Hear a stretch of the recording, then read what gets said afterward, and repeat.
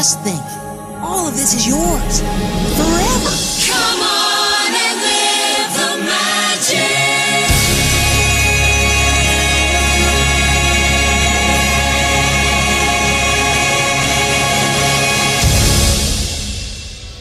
Hi everyone, and welcome to Live the Magic Diamond Days, Part 4. In this mini-series, we take a deep dive into the entertainment offerings created for Disneyland's Diamond Celebration, ending with the actual day, July 17th, 2015, Disneyland's 60th anniversary. In this episode, I will be talking about that day, what happened, and generally what it was all like. This may be on the shorter side because it's not the traditional style of video that I usually do. With that said, let's begin! This video doesn't have the traditional three-part structure because it's a course of events and not an attraction, so we'll just go through the day talking about what happened. Though the parks would not open to guests until 6 a.m., people were lining up at ungodly hours the day before, likely due to the crowds at the 50th and the fear that the same experience would occur here. Personally, my family woke up at 5 a.m. and got through security at about 5:30, and it really wasn't as crowded as we expected. Now, that was partially because the crowds that had been waiting had already been filed through, but still, my family was quite impressed at the lack of chaos. We got into the park around 7 a.m., and as you entered the gates, special celebratory park maps were handed out that unfolded not only to reveal the special one-day-only offerings, but also a map of Disneyland from 1955. We then walked through the park trying to get a spot to view the 60th anniversary celebration moment. While the standing room was already filled in the hub and down Main Street, there were massive screens put up all around the park to view this moment from just about everywhere. The ceremony began as then Disneyland President Michael Colglazier introduced various special guests, such as members of Walt Disney's family, some original 1955 cast members, and a few of the original Mouseketeers. Colglazier then announced that since Disneyland had gotten so much for the Diamond Celebration, they would be giving back to the community with the $1 Million Dazzle, which was a grant program that would give local organizations grants every month that would total to $1 million by the conclusion of the program. After this, Colglazier brought up Disney legend Richard Sherman and Broadway star Ashley Brown to perform a special mini-concert. Sherman recalls a story of how he and his brother Robert came to work for Disney by writing what became Walt's favorite song. After this, they begin to perform this song, Feed the Birds from Mary Poppins. After this, the two sing Happy Birthday to Disneyland as a cavalcade of Disney characters emerge from the castle. And just like that, the show is over. The rest of the day was mostly just a regular day at Disneyland, albeit a bit more crowded. But there were some special commemorative events that took place.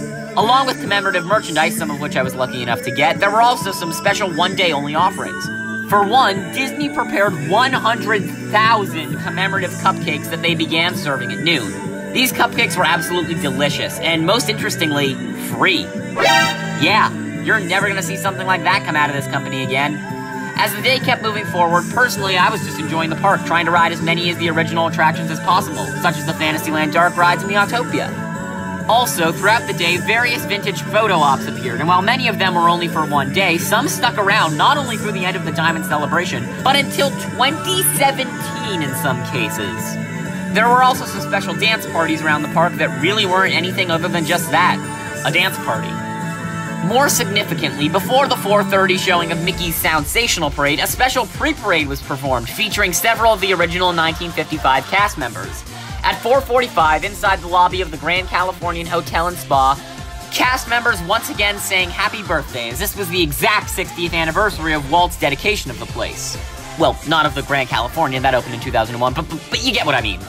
After that, it was mostly just business as usual. Paint the Night held performances at 8:50 and 11 o'clock. Fantasmic held performances at 9 o'clock and 10:45. World of Color Celebrate held performances at 9 o'clock and 10:15. And Disneyland Forever held this performance at 9:30.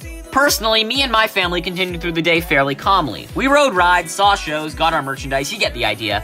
We saw the fireworks from the Plaza Inn. We saw the 11 o'clock showing of Paint the Night, and overall, things went pretty smoothly. And then that was the end of our day. Easily one of the best experiences I've ever had at the resort, but who's keeping track of the best? It's Disneyland, that's what it's built for. Disneyland's 60th anniversary Diamond Celebration was a lot of fun. We got all kinds of new stuff, and it was just a really well thought out event. While more recent events such as Pixar Fest come to mind as being bad examples of Disney not doing things with a lot of thought put into them beforehand, the 60th was clearly thought out, which I think is one of the reasons it lasted as long as it did. The Diamond Celebration officially ended on September 5th, 2016, over a year and a half after when it started. And soon after, most of the decorations were taken down, though some of the stuff stuck around much longer, with a few minor things sticking around to this day.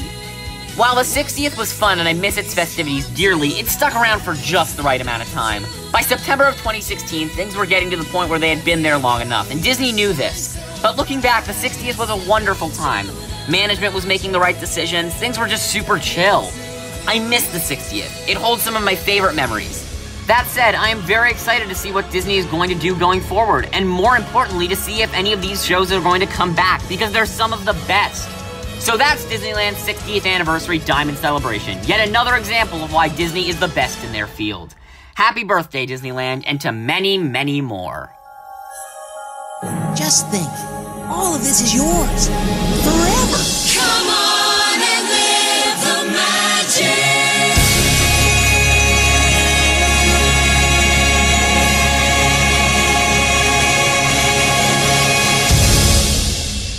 Thank you for watching Live the Magic Diamond Days. If you enjoyed it, please consider liking the video and maybe even subscribing to my YouTube channel.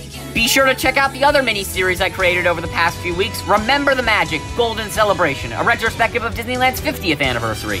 There are a lot of other videos coming out this summer too you won't want to miss, so be sure to click the bell icon so you get notified when we upload a new video. Have a great, big, beautiful day, and remember, tomorrow is just a dream away.